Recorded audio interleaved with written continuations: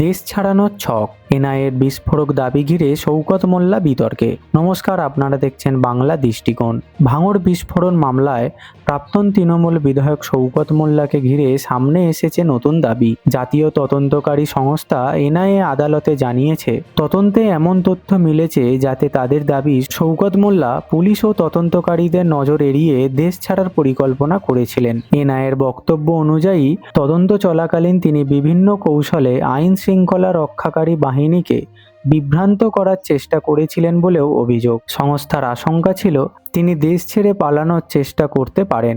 সেই কারণেই আদালতে তার জামিনের বিরোধিতা করে এনআইএ কঠোর অবস্থান নেন। অন্যদিকে শওকত মোল্লার আইনজীবীদের পক্ষ থেকে এই অভিযোগ অস্বীকার করা হয়েছে।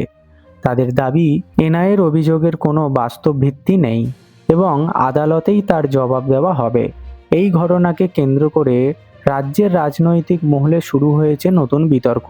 তবে মনে রাখা জরুরি, এনআইএর বক্তব্য তদন্তকারী সংস্থার দাবি। মামলার বিচার এখন চলমান এবং আদালতে চূড়ান্ত রায় আসা বাকি, তাই অভিযোগগুলি এখনও আদালতে প্রমাণিত হয়নি।